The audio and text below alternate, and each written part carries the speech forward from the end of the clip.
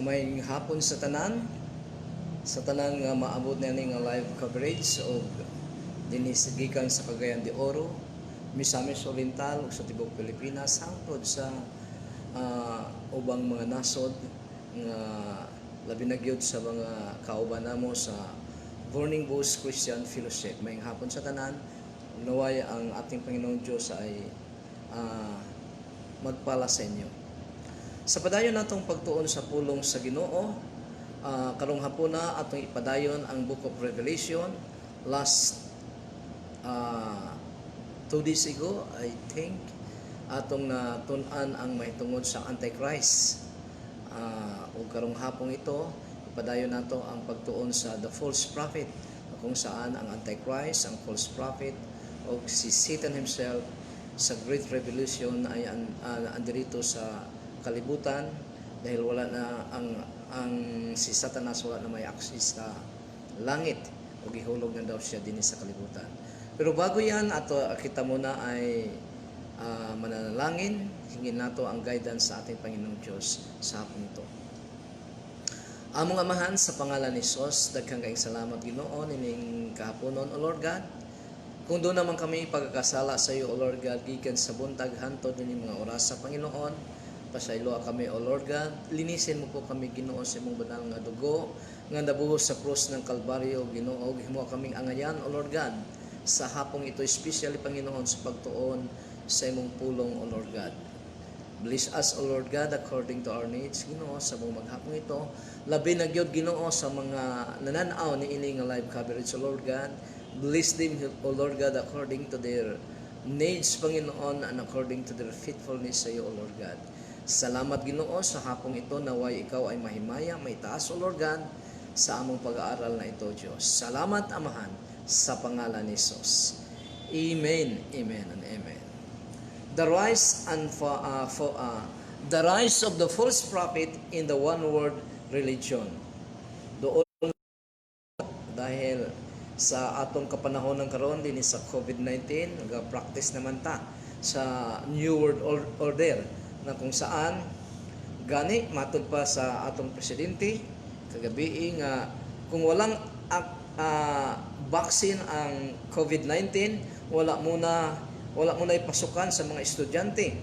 Buti pasabot nga ang COVID-19 modugay gid ni o ang COVID-19 gani daw, ibig sabihin sa sinabi niya na bawat estudyante ay turukan ng vaccine sa COVID-19.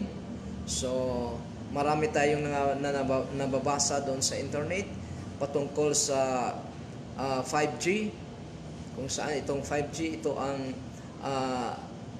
mag-guide ng advanced technology na kung saan lahat ng mga tao sa New World Government doon magkaroon ng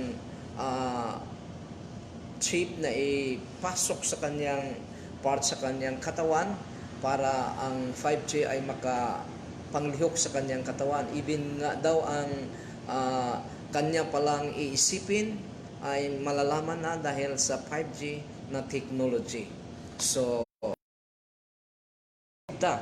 ni ana sa atong mga tugkaran, pirtahan ang one world government, one world religion, kay nagsugod naman ta sa New World Order. So the rise of the false prophet in the one world religion.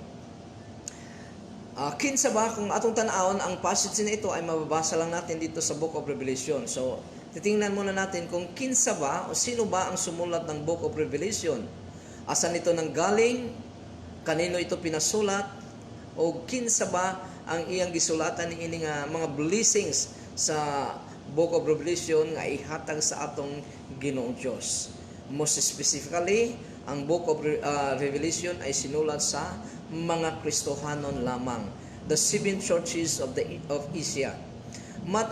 Sinasabi ng Revelation chapter 1 verses 1 to 4, dito masasagot ang mga tanong kanina kung sino ang sumulat. Revelation chapter 1 verses 1 to 4. Ito pang sinabi ng verse 1. The revelation of Jesus Christ which God gave Him to show His servant. So, nanggagaling ito sa ating Panginoong Diyos through Jesus Christ and through His servant, angel. Through His servants, what was happened very soon. So ang pangyayari na ito ay hindi pa nangyari. What was happened very soon. Ang chapter 1 to chapter 3, ito po ay nangyari na, pero ang chapter 4 to chapter 22, yung iba sa chapter 4 ay nangyari na, pero most of the book of Revelation ay hindi pa nangyayari. Sabi ng verse 1, what must happen very soon. Very soon.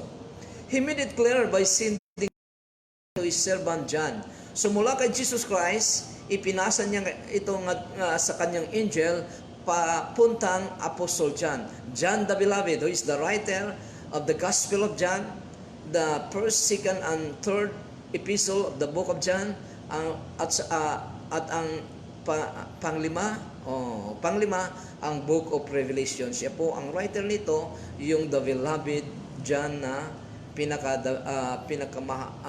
pinakasuod ng ating Panginoong Jesucristo. Verse 2, who then testified to everything that he saw concerning the Word of God and the testimony about Jesus Christ. So, sinong sumulat? Si John, the servant John. Verse 3, blessed is the one who reads the words of this prophecy aloud. So ano daw? Makarios, or most exceedingly happy. Kanino? Yung mga taong bumabasa o babasa nitong word of prophecy na ito, aloud. And blessed are those who hear, yung nakikinig and obey the things written in it. Lalong-lalo na yung gina-apply niya sa kanya, because the time is near. Ang pangyayaring ito ay malapit na. From John to the seven churches. So sino ang kanyang sinusulatan? The seven churches that are in the province of Asia. So sino ba itong seven churches na ito? Ito po ay ang mga Christians na nakatira roon. Sa Revelation chapter 13 verses 1 to 10, gipakita sa Ginoo dinhi ang paggula sa first beast nga mao ang Antichrist. Diin gihatagan siya og trono, otoridad ug gahom sa dragon or ni Satanas, ug tungod diini gisimba sila sa mga tao sa kalibutan. Kinsa gisimba? Ang Antichrist ug si Satanas.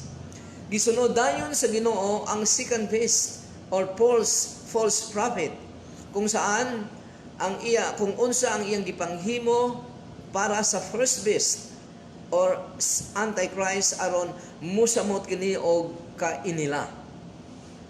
Dili nato kalimtan nga ang first beast mao ang Antichrist nga mumando sa one world government. Ang first beast or Antichrist, political figure ni siya. Siya ang mumando, lead sa one world government. Ang second beast mao ang false prophet nga mao ang lead or mumando sa one world religion. O ang dragon nga mao si Satanas nga gigikanan sa ilang gahom. Silang tulo ang dilito na sa kalibutan ni anang unyang higayuna sa tribulation period. Alalahanin natin na si Satan wala pa sa impyerno. Ayha pa lang itatambog si Satan sa impyerno ng ating Panginoong Diyos pagkatapos na ng 1,000 reign of the Lord Jesus Christ dito sa mundong ito. Unsa ba ang gipanghimo sa second beast or false prophet? So atin titingnan ngayon kung ano ba ang pinagagawa nito ng false prophet. Unang-una gipugos sa false prophet ang mga tao sa kalibutan, yung mga tao dito sa sanglibutan ito, majority of them nga musimba og mapatikan sa ngalan sa Antichrist. Gipugos or giforce niya sa false prophet na majority of the people on this world mapatikan sa pangalan ng Antichrist. Makikita natin yan sa verses 12, 16 to 17. Sa verse 11, mayong ang false prophet sa Ginoong Hesus, pero kung kini mag-istorya, parehas ni Satanas. Sabi ng verse 11, then I saw another beast coming up from the earth. He had two horns like a lamb, but was speaking like a dragon. Atong pagkahinumduman nga ang word din nga beast, symbolism lamang kini sa dakong gahom o otoridad kung giun sa gahom og otoridad. Ito ang bis na ito, gamhanan siya og doon na siya otoridad dahil ang gahom sa Antichrist o otoridad sa Antichrist iyang gipasang ngadto sa false prophet. Kung giunsa sa pagkopya sa Antichrist ang Ginoong Hesus, mausab kining second beast or false prophet. He had two horns like a lamb, pareha sa atong Ginoong Hesukristo. Lamb, the Lamb of God. Ang second beast parehas daw sa nating karnero nga mao si Jesus Christ, pero kung musulti kini, sama kini ni Satanas. Sila ang unholy trinity nga muilad sa mga tao sa kalibutan sa moabot nga Great Revelation period. Ang dragon mao ang fake God the Father, ang Antichrist mao ang fake na Jesus Christ, o ang second beast or false prophet mao ang fake nga Holy Spirit. Tan-aw nato sa Revelation chapter 16 verses 13 to 14. Revelation chapter 16 verses 13 to 14 mao ito ang sinasabi. Then I saw three unclean spirits that looked like frogs coming out of the mouth of the dragon, out of the mouth of the beast, and out of the mouth of the false prophet. So kining mga espiritu nang gagaling sa bibig ng ni Satanas, ni Antichrist o ni false prophet. Sabi ko na nga kanina kung paano ang Triune God or Trinity ay ng unholy Trinity. Verse 14, for they are the spirits of the demons performing signs who go out to the kings of the earth to bring them together to the battle that will take place on the great day of God, the all-powerful. Maoning battle of Armageddon. Gihatag sa Antichrist ang iyang authority to the false prophet. Verse 12. Here he exercised all the ruling authority of the first beast, Antichrist, on his behalf, and made the earth and those who inhabit it worship the first beast, the one whose little one had been killed. So, gihimo niya na giagni niya ang tanang tao sa kalibutan or majority of the people on earth nga mosimba gayud sa Antichrist. Kung musulti ang second beast or false prophet, parehas daw siya ni Satanas. So parehas siya sa yawa kung musulti sa old dragon sa Genesis chapter 3.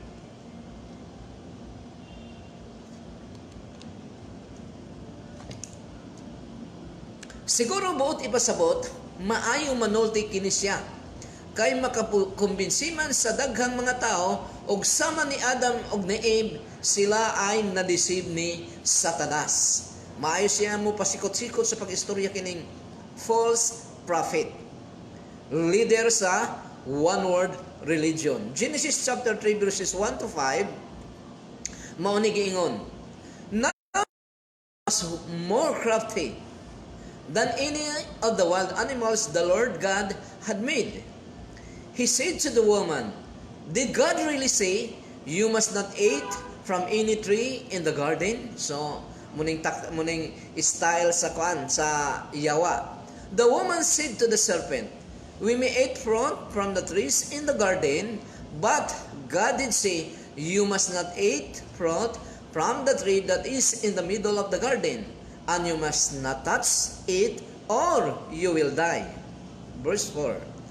You will not surely die, the serpent said to the woman, for God knows that when you eat of it, your eyes will be opened, and you will be like God, knowing good and evil. So patsada kayo ang pangkumbinsi ni Satanas ni Eva dahil sa panahon daw nga giingnan na niya daan gi-contradict niya ang gisulti sa Ginoo nga kung mukaon ka mo ni ining gipagbawal ko sa inyo na prutas, mamamatay kayo. Sabi naman ni Satanas, hindi kayo lang ang Ginoo sa inyo dahil kung mukaon ka mo niini, mabuksan ang inyong mga mata ug maparehas kamo sa Ginoo, Ginoong Dios. Makahibalo kung unsay maayo o kung unsay daotan. Kini nga pagpangilan gikahadlukan usab ni Apostol Paul nga mahitabo sa mga Kristohanon Matod pa ni Apostle Paul to the Christians sa Corinto, 2 Corinthians chapter 11 verses 3 to 4, mao ni giingon ni Apostle Paul.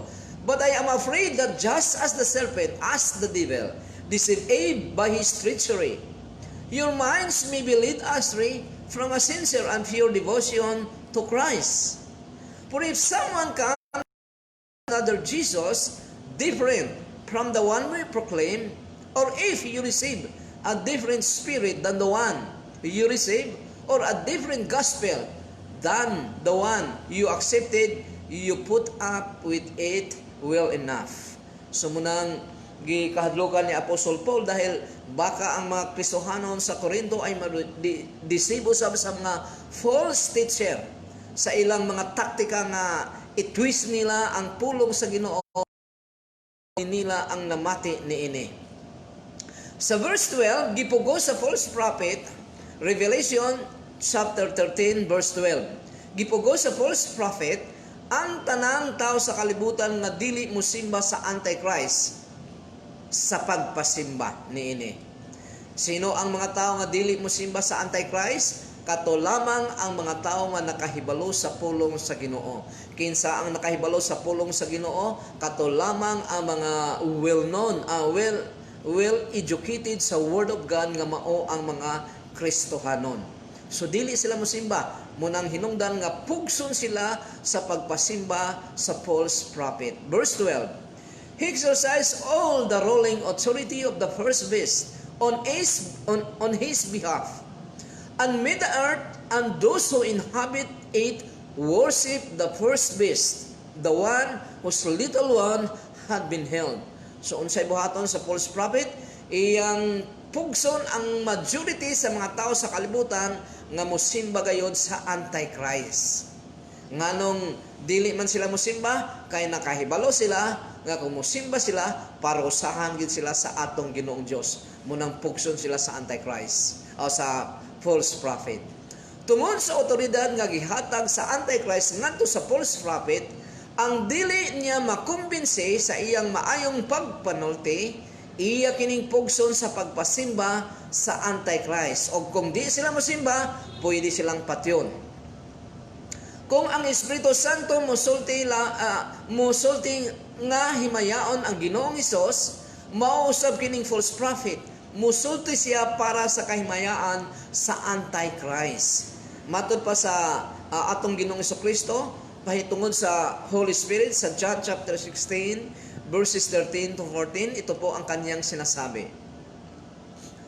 But when He, the Spirit of truth, the Holy Spirit comes, He will guide you in all the truth. So giyahan daw ang mga Kristohanon sa katotohanan. For He will not speak on His own authority, but He will speak whatever He hears, and He will tell you what is to come. He will glorify me because He will receive from me what is mine, and will tell you and will tell it to you. So, giawat kini sa false prophet nga siya ay i-glorify niya ang Antichrist para mas musikat ang Antichrist. Ang mga tao nga minus o kahibalo sa pulong sa Ginoo, bisan pagani mga Kristohanon nga dili gakabuksan ang ilang Bible pagsandi lamang, mailad gayud ni ining false prophet. Nganuman kay dili man siya mo istorya para sa iyang kaugalingon, kung dili para man sa Antichrist. Verse 13, milagro para pangpasikat. Daghang mga milagro, verse 13, Revelation chapter 13 verse 13, daghang mga milagro ang gihimo ni ining ikaduha nga mananap, ikaduha nga beast. Sama sa pagpaulan og kalayo gikan sa langit. So dili basta-basta ni nga milagro, magpaulan siya kalayo gikan sa langit. Gihimo niya kini nga mga milagro aron makita sa mga tao nga gamhanan siya. So unsay purpose? Para musikat siya, mobilib ang mga tao sa iya. Mao nang gihimo niya kini nga milagro para sumikat siya. So grabe no? Ang mga milagro nga gipanghimo sa false prophet ay para sumikat siya o ma-deceive niya ang mga tao sa kalibutan. Majority sa mga tao sa kalibutan man-deceive niya. Ngano man, kay ang dili niya man-deceive katong educated sa written word of God sa atong Ginoong Hesukristo. Matod ko pa kanina. In contrast, ang mga tao nagapangayo og mga milagro sa Ginoong Hesus 2,000 years ago. Pero ayaw niya itong pagbigyan. Nga naman, sabi niya sa Matthew chapter 12, verses 38 to 39, ito po ang sinasabi ng ating Panginoong Hesus nung mga tao, sa mga tao na humihingi sa Kanya ng mga himala o milagro. Sabi niya sa verse 38, Unya pipila ka magtutudlo sa balaod og mga Pariseo miingon, magtutudlo, pakit-a kamig milagro. Apan mi tubag si Hesus, pagkadautan gayud sa mga tao karon, wala na'y pagtuo sa Dios. Nangayo kamog milagro kanako, dili ako mohatag niini. Ang milagro nga akong ihatag kaninyo maora ang kahibulungan nga nahitabo kang Jonas nga propeta. So unsa daw? Nasuko ang atong Ginoong Hesukristo nga naman. Gusto nilang i-prove nga dunay Ginoong Dios tungod sa mga milagro. Pero ingon ang Ginoong Hesukristo nga pagkadautan ninyo nga mga tawhana kamo. Ang milagro nga akong ihatag kaninyo mao ang akong kamatayon. Nga pagkatapos kong mamatay, ilibing ako and after 3 days mabanhaw ako. Andon ako sa ilalom sa yuta. Parehas kay Jonah nga andoon sa ilalom sa tiyan sa isda, dakong isda, and after 3 days, giluwa siya niini dito sa baybayon sa Nineveh. Ingon ni ana ang similarity nga gustong ihatod sa atong Ginoong Hesukristo sa mga tao nga pangitag milagro kaniya. Matod pa niya, ang milagro nga ihatag ko kaninyo, mamatay ako, and after sa akong kamatayon, after 3 days, mabanhaw ako. Mauna ang tinuod. Busa kung mausa ka prophet makahimo ganig milagro para ang kaugalingon, he is candidate as a false prophet. Kandidato gid siya. Dahil ang mga milagro nga mabuhat sa usa ka tao sa Dios, dili niya kini ang kunon para sa iyang kaugalingon ma-exalt siya, kung dili ihatag niya ang glory ngadto sa atong Ginoong Dios. Wala siya apil nini. Ngano man, nahimo lamang siyang channel of miracles nga gihimo sa ating Ginoong Dios, pero ang milagro mismo nagikan sa atong Ginoong Dios. Amen. Verses 14 to 13, Revelation 13, chapter 13, verses 14 to 15. Ang rebulto sa Antichrist nga gipabuhat sa false prophet. So, tanaw nato sa verse 14 unsay gihimo sa false prophet, mao ning gingon. Busa pinaagi sa mga milagro nga gipabuhat kaniya sa unang mananap, nalimbungan niya ang mga tao sa kalibutan dahil naniwala ang mga tao sa kalibutan tungod sa milagro. Munang delikado. Kung ang usa ka tao mangitag milagro, naay milagro basaha ang pulong sa Ginoo, nadiha ang mga milagro sa ating Ginoong Dios. Gisugo niya ang mga tao, gisugo sa false prophet, nga buhatan og rebulto ang una nga mananap aron simbahon. Nga buhatag rebulto ang Antichrist. Anong reason? Para simbahon kining rebulto sa Antichrist. Ang una nga mananap gitigba sa espada apan nabuhi pa. Verse 15, Revelation 13:15. Ang ikaduha nga mananap gitugutan sa paghatag og kinabuhi sa rebulto sa una nga mananap. So gihatagan daw siya og otoridad gahom nga ang mananap nga rebulto, ang rebulto sa mananap sa first base or sa Antichrist ay magkaroon ng kinabuhi, ng buhay, aron makasulti ang rebulto o makapamatay sa mga tao nga dili mosimba kaniya. Kita mo? So, ang rebulto nga gipabuhat sa Antichrist nagkaroon ng buhay, nagginawa o makasulti. So, ang mando dayon sa rebulto, dili na ang false prophet, ang rebulto na sa Antichrist. Kinsa mang dili mo simba kaniya sa rebulto, patyon. Aron makasulti ang rebulto ug makapamatay sa mga tao nga dili mo simba kaniya sa rebulto mismo. Ang mga tao nga bilib sa mga milagro nga ilang mga kita, maoy na-receive sa false prophet. Daghang mga tao nga after sa mga milagro, gusto nila nga ang pulong sa Ginoo i-prove kini pinaagi sa mga milagro. Dili na mao. Kung milagro ang imong pangitaon, kung di ka motuo sa pulong milagro, dili na pagtuo. Ang imong pagtuo nakabase sa mga milagro o dili sa written word of God. Ang gusto sa atong Ginoong Kristo nga ang imong pagtuo, ang pagtuo sa usa ka Kristohanon mapabase kayod dito sa written word of God. Hindi sa mga milagro o ano man yan, mga blessings man yan, kung dili sa written word of God. Maunang hinungdan nga born again Christian sa John chapter 3 o John chapter 2 pa lang, nagbuhat og mga milagro, gumawa ng mga milagro ang ating Panginoong Kristo doon sa Jerusalem. Marami ang nakasaksi rito, nakakakita sa mga milagro at naniniwala daw sa ating Ginoong Kristo. At ang konklusyon ng ating Ginoong Kristo, hindi daw siya nagtiwala sa mga taong ito dahil ang kanilang paniniwala, ang kanilang faith, pananampalataya ay nakabase doon sa mga milagro nga kanyang ginagawa. Busa pinaagi sa mga milagro nga gipabuhat kaniya sa unang mananap, nalimbungan niya ang mga tao sa kalibutan. So muna nalimbungan ang majority sa mga tao sa kalibutan tungod sa milagro nga gibuhat ni ining false prophet. Ispoko mo yung revolto mo istorya o magpasimba sa mga tao. Ispoko mo ng magpaulan siya ng kalayo mula sa kalangitan. So sinong hindi makumbinsin yan? Kung ang isang tao walang alam sa Word of God, kaunting-kaunti lang ang kanyang alam, siguradong sa false prophet. Unsay gisugo sa pulong sa Ginoo mahitungod sa pagpamati sa teaching sa Ginoo? Ano bang inutos sa ating Panginoong Diyos patungkol na kanyang written word? 1 John chapter 4 verse 1, ito po ang sinasabi ng 1 John chapter 4 verse 1. Mga hinigugma, ayaw kamo pagtuodayon sa mga tao nga moingon nga ang ilang ginatudlo gikan sa Espiritu Santo. So dili basta-basta mutuo ang usa ka Kristohanon sa pagtulunan o sa false o sa ka-teacher na magsabi lang na ang kanyang teaching ay galing sa Espiritu Santo. Kung dili, so siya una ninyo kung tinuod ba nga ang ilang ginatudlo gikan gayud sa Dios.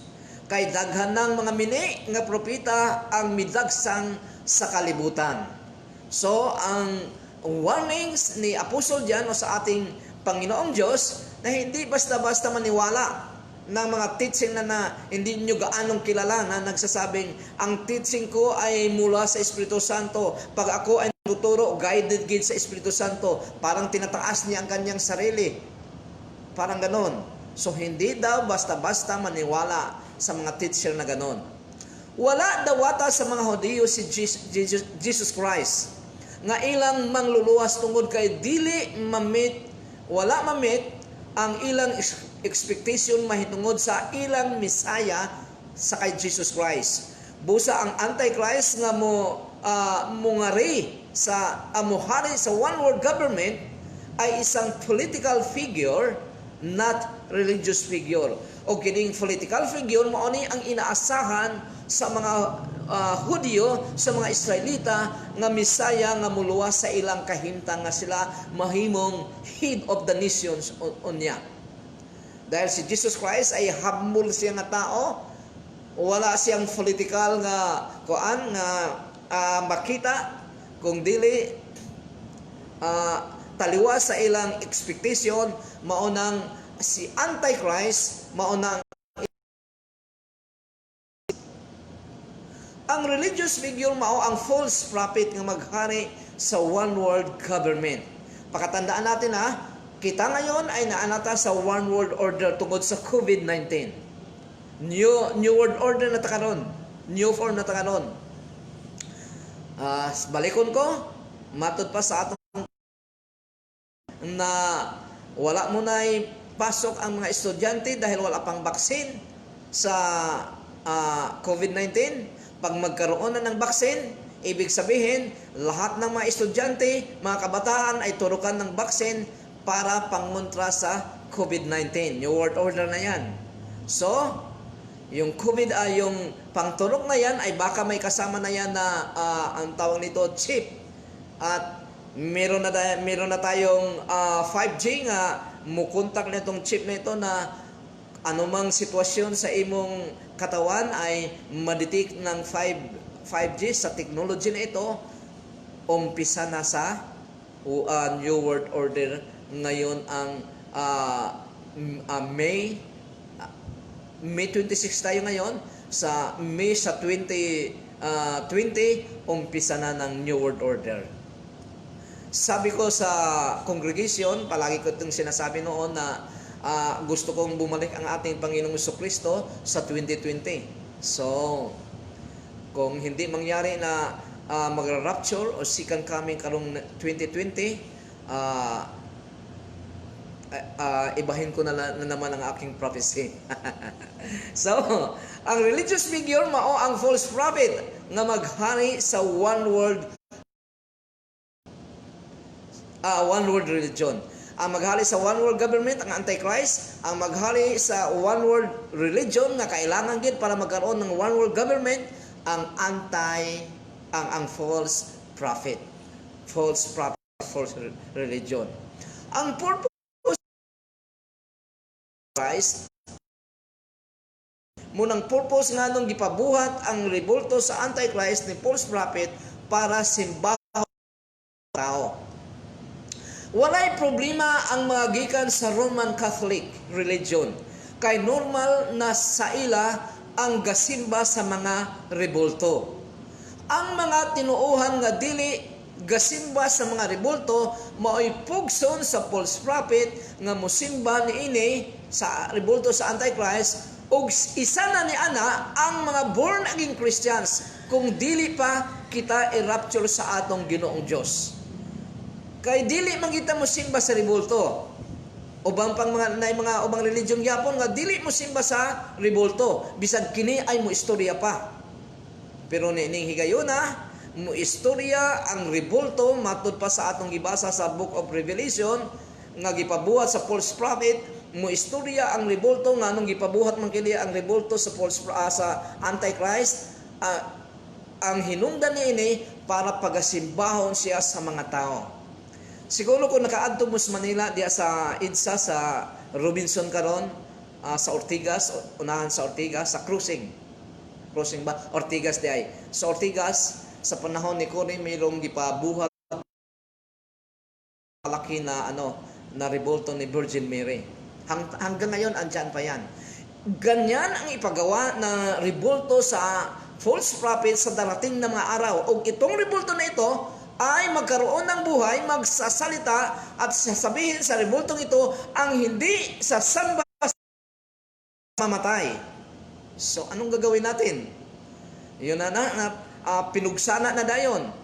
Every religion nga ayaw mo simba ng images ng rebulto, siya ay pagapatyon. Walay problema sa religion nga gasimba og rebulto dahil musimba gid sila sa rebulto ni Antichrist. Ang kahoy o simento nga rebulto gihatagan og kinabuhi. O di makasugo sa mga tao nga dili musimba kaniya nga sa pagpatay. Pagkaluoy sa mga tao nga musimba og magpabutang og ngalan sa Antichrist sa iyang lawas.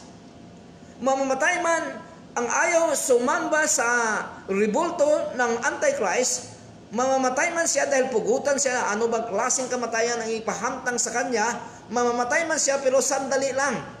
Mawala ang hapdi o sakit ng kamatayan na kanyang maranasan.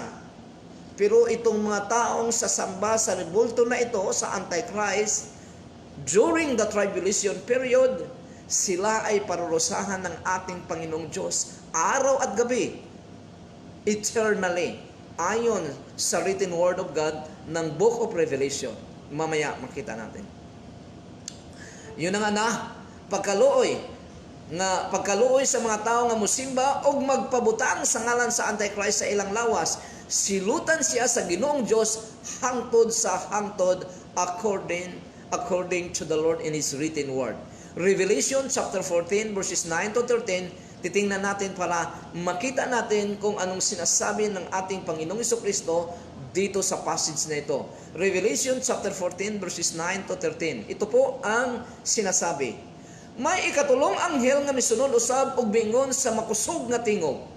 Ang tanan nga nagasimba sa mananap og sa iyang rebulto og nagpamarka sa mananap. So sino tong mananap? Antichrist.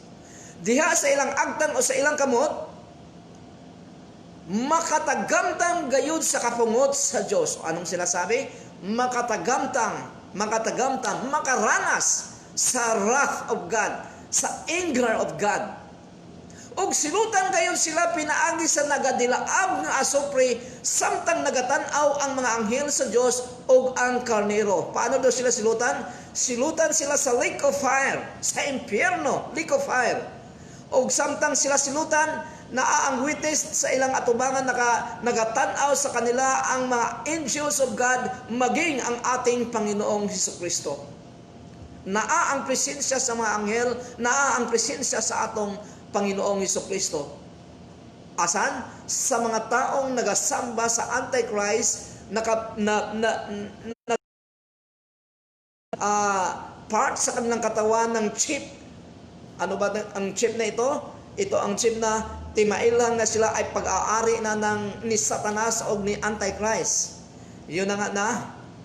Ang aso, verse 11, aso sa kalayo nga mupaantos kanila, maga paibabaw sa walay katapusan, adlaw o gabi, wala gayoy hunong ang pag-antos ni adtong nagasimba sa mananap og sa iyang rebulto og magpamarka sa ngalan sa mananap. Verse 12, busa kamo nga mga katawhan sa Dios. So kinsa ni sino tong mga katawhan sa Dios? Christians.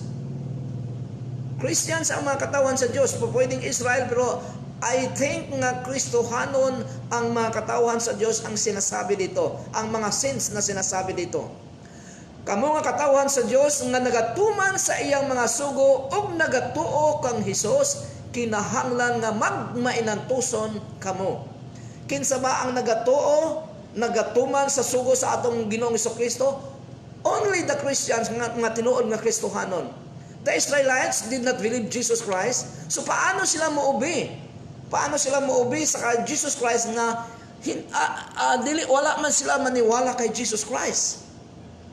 Nagpaabot pa sila sa ilang Jesus Christ, sa ilang Messiah, sa ilang Christ, nga mao ang Antichrist. Dahil ang gusto nila na Messiah, ang gusto nila na Christ, magluwa sa kanila, ay ang political figure na tao. Jesus Christ is not a political figure sa pag-abot niya 2,000 years ago.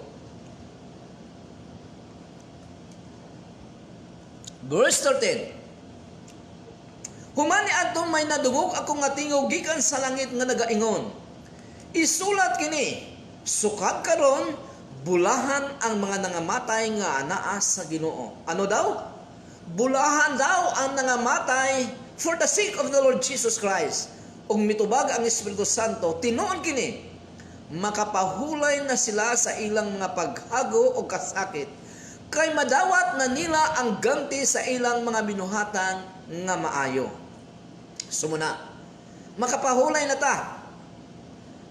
Dili karon ang mga Kristohanon nga matinud-anon, gasir sa pulong sa Ginoo, nga i-persecute sa dili Kristohanon, mga buang daw. Kining mga born again, mga buang again. Maborn gin na sila sa kalayo sa impyerno kay mga buang again. Persecution. Dili taga panglimbong, normal sa kalibutan nga manglimbong, pero ang mga tinuod nga Kristohanon dili ka panglimbong. Ang mga tinuod nga Kristohanon pag Sunday dili na mo ingon nga di na ignan siya silingan sa nga kuan nga mangimbata kay siya mismo magsimba kay magatuman siya sa sugo sa atong Ginoong Hesukristo nga huwag kaligtaan ang araw ng pananambahan kung saan kasama ang community of Christians patuloy kayong magpupuri sa ating Panginoong Diyos. Yun ang totoong Kristyanismo, yun ang totoong Christian. Na anuman ang nasulat sa written word of God nga andyan sa Biblia, gina-apply niya sa iyang sarili, sa kanyang sarili, para ma-transform ang kanyang sarili ngadto sa kanyang gituhan nga mao si Jesus Christ. Yan ang totoong Christian. Pero maraming mga Kristohano ngayon, makikita natin, wala sa linya. Hindi makikita ang ugaling Kristohanon sa kanilang buhay. Hindi makikita ang ating Panginoong Hesus sa kanilang pagkatao. Verses 16 to 17. Revelation 13 verses 16 to 17. Gifugos sa false prophet ang tanang tao nga papatikan sa ngalan sa Antichrist. Anong sinabi sa verse 16? Og dili kay kana lang. Gipugos niya ang tanang mga tao, inila og dili inila. So, kagaya ni Kristohanon nga mga inila, kung dili sila magpatatak, si Pacquiao, si Alan Cayetano, o kinsa pang mga inila diha nga mga Kristiyan, kung dili sila magpatatak, pugson sila. Gipugos niya ang tanan nga mga tao, inila o dili inila, dato og kabos. Bilyonaryo ka man o pobre ka man, pugson ka. Ulipon o dili ulipon, nga magpamarka diha sa ilang tuong kamot o kaha diha sa ilang mga agtang. Kini panahon sa 1st century AD ni gisulat. So, dili na marka, kasi na wala pa'y mga chip. Karon sa ato, itatak lang na sa mga part sa lawas, mapatungdan lang dahil sa laser, makita na kung taga-asa ka, na masakiton ka ba o dili ba, pila imong kwarta sa bangko, o pwede ka bang, dahil naa kay chip nga naa sa part sa imong lawas, pwede ka mo transact o business o dili, dahil rebelde ka sa gobyerno, gusto sa gobyerno, sa one world government nga, tanang tao dunay tatak, dunay chip sa iyang lawas, pero ikaw wala magpatatak, rebelde ka, wala ka musunod sa gobyerno. Sumuna, karon chip na. Matod pa ni Duterte, uliton ko, matod pa sa atong presidente, wala mo na ipasukan. Pagka nagkaroon ng vaccine, saka na lang may pasukan dahil ang tanang estudyante dito sa Pilipinas, ibabaksin sila sa COVID-19. Tanang tao sa buong mundo, pag ano ang batas na gawin maging sa mga bansa na patungkol sa COVID-19, pag against ka nini, ikaw ang tao na pwedeng tapta ng vaccine ng COVID-19 at makahawakan ng marami. Gusto ng presidente na tanang tao merong vaccine sa COVID-19 para hindi makahawa siya. Pag hindi ka pagpabaksin, talagang rebelde ka sa gobyerno. Makasira ka sa health ng karamihan. So, anong gagawin mo? Ikukulong ka. Kung hindi man, kung ayaw mo talaga magpatatak o magpabaksin, pwede kang firing squad. So yun, andirito na tayo sa New World Order. Andirito na tayo sa New World Order at pagkatapos niyan, one world government, one world religion na kung saan ang maglilid nito ay false prophet at saka si Antichrist. Verse 17. Og si bisan kinsa nga dili magpamarka sa ngalan sa mananap o ka sa numero sa iyang ngalan, dili makapalit o kaha makabaligya. Walay transaksyon sa business. So, sa ato karon, dinhi sa Cagayan de Oro, misami sa Oriental, kung wala kay kuan, halimbawa mo anak ka sa merkado, kung wala kay exit pass o quarantine pass, kagihatag sa mga barangay captain, di ka pwede mo sulod sa merkado. So nagumpisa na tayo. Muna ni ang new order. New norm na ni. Normal na ni. Bago nga normal nga order sa atong kinabuhi. So paingon na gyud ni sa one world government. Medyo nag-ingon ang atong Ginoong Jesucristo nga pag mangyari na itong ganitong klaseng mga bagay na ito, malapit na ang complete na kaluwasan mo or iyong salvation. Your complete salvation is very near. Hapit na gyud. So hapit na mag-rapture sa mga Kristohanon, hapit na mubalik ang atong Ginoong Jesucristo, diin mauna ang blessed day sa tinuod ng mga Christians. Markahan sa Antichrist para sila hingpit nga maiya na gayon. Gipraktis na ang tibuok kalibutan sa one world government, one world order, new world order. Dili makagawas, dili makapalit, o dili makatransact sa business ang mga tao kung walay mas. Nahimo kini tungod sa COVID-19. So simple lang di ay. Dili pinaagi sa gera o unsa man nga magkaroon ng one world government, COVID-19 lang ang kinahanglan. Nga naman, maayo man ang sakit dahil ang sakit importante kayo ang health sa tao. Marami ka mang pera kung ang health mo ay sira, kawawa ka pa rin. So mautak talaga ang mga nagpasimula nitong COVID na ito. Sabi nga na itong COVID na ito ay siningaw ito sa 5G nga dapat magkaroon ang lahat ng mga bansa ng 5G. Ito ang siningaw. Ito ang tawag nito, nakalimutan ko lang ang tawag nito, na maaani sa mga tao dahil sa dahil sa technology na yan na ilalagay sa bansa para maging advanced na kayo ang technology ng mga tao. Busa ang COVID-19 hinimo kini sa mga tao nga may interest nga maging hari part sa one world government. Sa one world government, ilan lang mga tao magpapalakad sa buong mundo. Ang ayaw mo participate sa one world government, ibig sabihin, reveal di siya sa one world nga kung saan ang one world government meron lang isang currency. Hindi mo na kailangan ng passport kung mag-travel ka kahit saan. Bakit? Meron ka ng chip na pag nakita lang sa laser ang chip sa part ng iyong katawan ay alam na kagad. Wala kang COVID-19, hindi ka positive. So, kailangan talaga. Matod pa ni Amir Tsarfati,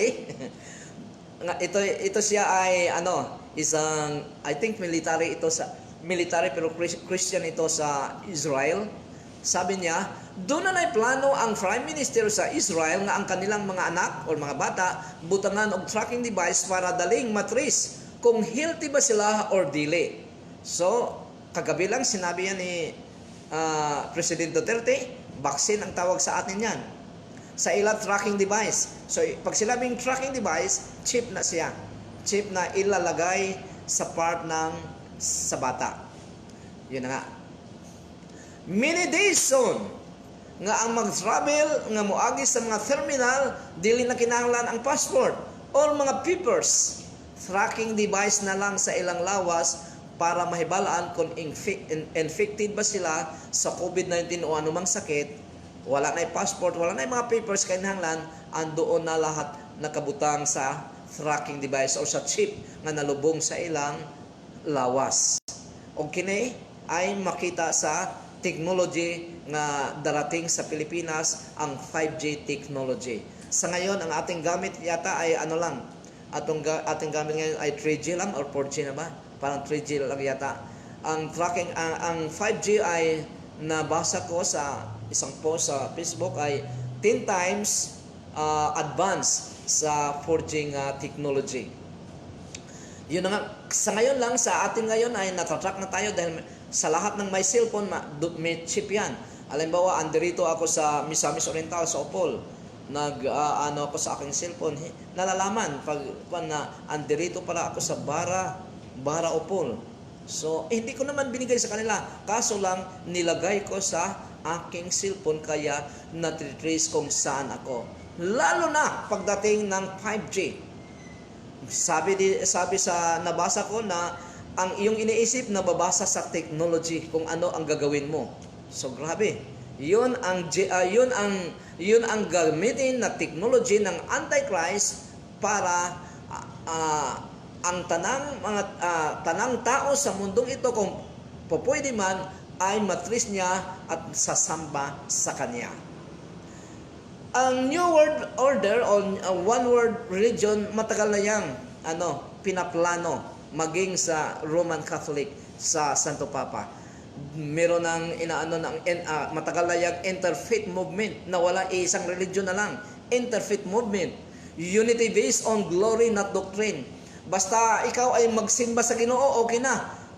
Hindi na pag-usapan ang mga teaching. mga teaching na yan. Yun lang, sasamba ka lang sa Ginoo.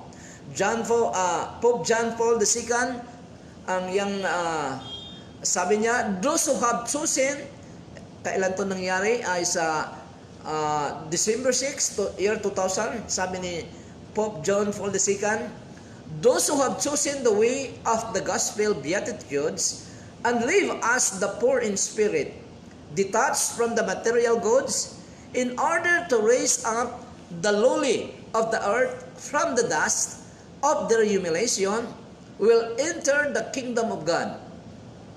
All the just of the earth, including those who do not know Christ. So, ang ano dito, appeal daw ang wala makaila kay Jesus Christ. Those who do not know Jesus Christ and His church, the Christians, who under the influence of grace seek God with a sincere heart, are thus called to build the kingdom of God. So grabe, no? Nag-build daw sila sa kingdom of God, bisag wala sila nakaila kay Jesus Christ. Sabi ni Pope John Paul II. The Lord created us, and if He does good, let all of us keep this commandment in our heart. Do good and do not do evil. Everyone the Lord redeemed, everyone with Christ's blood. The Lord redeemed everyone with Christ's blood. Everyone, not only Catholics or Roman Catholics. Everyone, an atheist. Bisag ang atheist nga, wala mo ila sa Ginoo. Walay Ginoo daw. They too, it is this blood that makes us children of God. So, lakip ng atheist, children of God, bisag wala sila mo ila sa atong Ginoong Diyos, okay lang, girelim na daw sila tungod sa dugo ni Kristo. O sa Grace Cathedral sa San Francisco ni siya ay unsa ni nga tuig gipasulod na dito ang mga Hindu para mag-yoga. Okay na mag-yoga dahil para magkaisa na lang ang paniniwala o religion sa tanan. United Religions Initiative of the United Nation. So ang United Nation mismo ang nagkuha na ni closing the gap with science and Darwinism. So bot pasabot nga okay lang ang kuan Darwinism, evolution. Ang evolution okay na, wala na problema. Tanggap na naa basta magkahiusa lang. Pope Francis, evolution and Big Bang theory are real. Matod pa ni Pope Francis, tinuod ang evolution og kuan Big Bang theory. So paano ang paniniwala sa sa atong Ginoong Dios na contrary sa evolution og Big Bang theory? Pero sa kay Pope Francis, okay na, dawaton na nato na. Understanding radical Islamic terrorism. So ang mga terrorism sabton lang na nato sila, dawaton lang nato sila para magkaisa. Grabe ni. The Washington Post, January 15, 2015, Pope Francis on Charlie Hebdo. You cannot insult the faith of others. Di mo naman pwedeng insultuhin ang pagtuo sa iba, pero pag magkaiba ang paniniwala sa iba, parang mahirap magsama. Mahirap magsama na magsamba basta mahirap magsama. Embracing the LGBT community. Embrace natin ang LGBT community. So ito ay talaga kontra sa written word of God sa atong Panginoong Kristo. The church should not dismiss gay marriage. The Catholic Church should not dismiss out of hand civil unions, but should study them, says Pope Francis, in latest softening of instance on thorny social issues. So tanggap na, ambot lang karon ang ubang Roman Catholic, tanggap ba nila? Pope calls for global authority to impose climate change agenda. So kaming nataana. Reconciliation within Christianity. So for the sake of love, dawato nato ang tanan. For the sake of love, bahalang nagkaiba ang mo. Sumana ang one world government. Dili na iisa ang Diyos, kung dili iisa na ang pagtuo sa tao. Mawala na ang atong Ginoong Dios ni ani sa one world religion, one world government. Ang pasukan sa eskwela sa August na og sundin na ang rules in COVID-19. Buti pasabot dili na walaon si COVID-19. Sa ingon ini nga sitwasyon, unsay declaration sa atong Ginoong Hesukristo. Basahon nato karon ang Luke chapter 21 verses 25 to 28. Sa Kristo, mahitabo usab nga may mga timailhan nga makita sa adlaw, sa bulan ug sa mga bituon. Dinhi sa kalibutan, makuyawan ang mga nasod tungod sa dahunog sa dagko nga mga balod, tsunami. Verse 26, makuyapan ang mga tao sa kahadlok kung unsa ang mahitabo niining kalibutana, tungod kay ang mga bituon ug ang uban nga atuwa sa kalangitan pahisalagaon, pahisalagon gikan sa ilang naandan nga agianan. So mahitabo ni sa kapungot na sa Ginoo, parusaan na sa Ginoo ang mga tao nga dili mo ila kaniya sa tribulation period usab. 27. Unya ako nga anak sa tao, Jesus Christ, makita diha sa mga panganon nga moana sa kalibutan uban sa gahom nga nagadan-ag gayod. 28. Kung magsugod na kini nga mga panghitabo, ayaw ka mo kahadlok, tungod kay duol na ang pagluwas kaninyo. So duol na gyud ang pagluwas, complete salvation sa mga tao nga faithful sa atong Ginoong Kristo. Verse 18, Revelation chapter 13 verse 18, mystery of Antichrist name. Kinahanglan gayon ang kaalam aron masayran kung unsa ang kahulugan sa numero sa mananap, kay kini simbolo sa ngalan sa tao ug mao kini ang numero 666. I'm not interested of Antichrist name. Ang atong atupagin nga kita andam ni anang higayuna, nga maandam kita sa pagbalik sa atong Ginoong Kristo. Kung maabutan man nato ang Antichrist, dapat andam kita nga ayon pa sa atong gibasa kanina, mula hutay ang tanan nga nagasunod sa pulong sa Ginoo. Dili mo hunong, dili mo atras. Matod pa sa atong Ginoong Kristo, ang mananatili hanggang wakas sa Kanya ay siyang maliligtas. Amen.